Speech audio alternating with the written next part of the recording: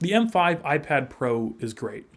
It's a daily computer that I use for most tasks. It has an awesome screen, it has a great keyboard, it has great speakers, and while it is frustrating to use in certain cases, I will admit, overall it's what I gravitate towards for a variety of reasons. I've had the M5 iPad Pro for about a week and a half, but my experience with this device goes back quite a bit further, at least in my mind, because I've had the M4 iPad Pro since March. To be clear, and to get it right out of the way, these devices are extremely similar. They're physically identical. However, right now, and this may stay this way for a while potentially, the price difference isn't really that big. So if you're in a position to buy this iPad, I would recommend the M5 because it's ultimately got a better CPU and GPU, and it's got more base RAM. With that said, this review is not really meant for someone who already has the M4, but rather someone who has an older iPad or no iPad at all. So with that out of the way, I wanted to just begin by talking more about the screen. And my experience with this goes back to my iPad Air, which I got back in 2020. I went all the way with that device. I bought a Magic Keyboard, I bought a Magic Pencil, and to be honest, I ended up really not liking it after a while. The reason being, less than a year after buying that iPad Air, I bought an iPhone 13 Pro Max, which was the first Apple device I'd ever bought with an OLED screen. And to be frank, that phone had a better screen than the iPad. And I don't know about you guys, but I wouldn't really want to use an iPad if it had a worse screen than my phone. And the 60 hertz IPS panel we were getting on the iPad Air at that time just could not compete with the phone. That is really different now with these iPads. These have screens that, albeit are very similar to the current iPhones. So they're OLED screens, they're very bright. They're technically not as bright in their peak brightness levels as the iPhones from my understanding, but I find that in my experience that's not noticeable. The brightness is more than enough for my use case. And just having that OLED screen on this 11-inch form factor that I'm using with this model is just awesome. And it's so much more satisfying to watch videos and consume content on a screen this size than a screen as small as the phone. What's really going on here in my experience is it's just hard to explain how much better OLED is than not OLED if you haven't tried it before. I seriously encourage you to go to a Best Buy, Apple Store, somewhere they have these iPads on display, and just try it for yourself. It has this kind of magical effect of making everything just look better.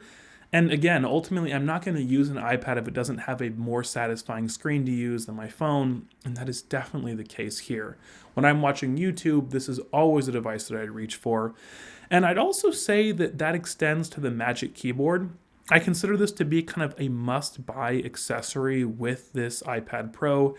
To be clear, I think it's a little bit expensive. I wish it was a bit cheaper, but now that they've at least put more aluminum on it, and they seem to have fixed the issue, at least in my experience, where the keyboard leaves a big crease in the screen when you close it, I find this just to be an awesome keyboard to use. Despite the fact that we're talking about an 11-inch device here, this keyboard is really quite satisfying to type on.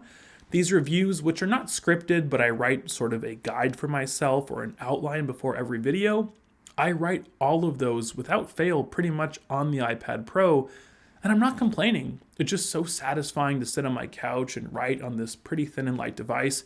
I think also if we're comparing this to older iPads, part of what's really cool here is because this thing is so much thinner than older iPads, the old ones tended to feel kind of top heavy with the Magic Keyboard. That's still kind of the case here, but now that we're dealing with a thinner and lighter iPad, that is just so much less of an issue. And the trackpad as well on the Magic Keyboard is awesome.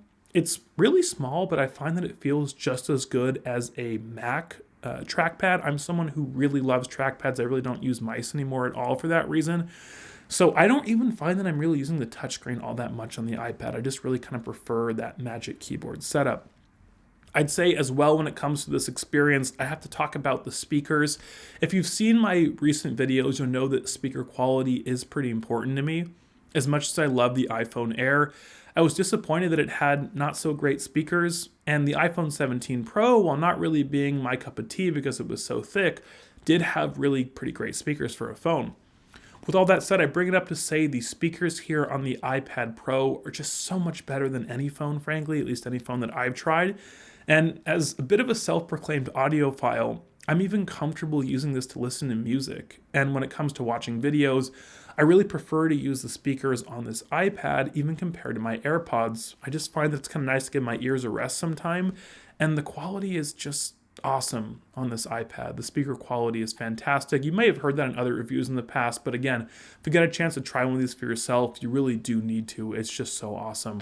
As far as the experience of using this as a daily computer, something that I would say is that yes, it can be kind of frustrating sometimes. I think one of the reasons it's frustrating is that when we're talking about web browsing, which is a lot of what I end up doing on this device, sometimes you're going to find that mobile sites still load or desktop sites don't load properly, and that's annoying. There's no way around it, and I think that just has to do with the fact that iPad OS is still a mobile-first operating system.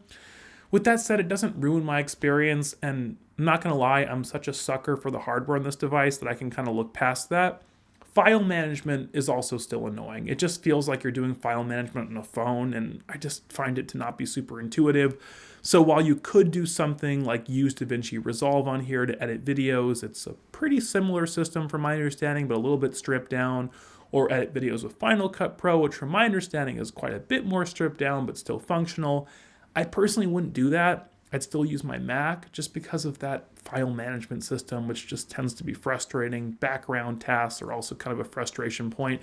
To be clear, why is this happening? I think it's because Apple wants you to buy a Mac, and I guess you can call me an Apple fanboy. I don't really care that much about that. I'm not so bothered by that. I own a Mac. I think a lot of iPad users also own Macs, especially with such great Macs out there like the M4 Mac Mini at a really low price point and the M4 MacBook Air. I don't really find it that annoying. In my personal case, I'm using my MacBook to do things like edit videos, but that's really it. I'm never the kind of person who used my Mac or computer to watch YouTube. I don't really know why. I just find it kind of awkward to watch YouTube on a computer. So I'm always doing that on this iPad. So it's just something where overall for the tasks that I'm using it for, which to kind of summarize again are writing, web browsing, watching YouTube, light tasks like that, the iPad is just awesome. And that's, again, so much of what I think makes this device cool. I think you have to really ask yourself, in your daily use cases, are you really doing super complex tasks? Because I think for many of us, the answer is no. It's kind of like an Ultrabook from yesteryear, though a lot better. The battery life, while not quite as solid as a brand new Mac, it's still a lot better than any Windows computer I've ever tried, and can generally last you through the whole day with mixed use. I just think this computer is just, I call it a computer in that sense because it's just something that's so pleasant to use for the kind of tasks that I would throw at it. So like I said, if you have a chance to get this or the M4, I'd personally go for the M5 because the price difference is generally relatively minimal, and that RAM could come in handy in the future. With that said, stay tuned to Erickson Films. We're going to be continuing to do more tech reviews here in the future that focus on high production quality, where we're also not afraid to share our strong opinions. Thanks for watching, and until next time, Christian from Erickson Films.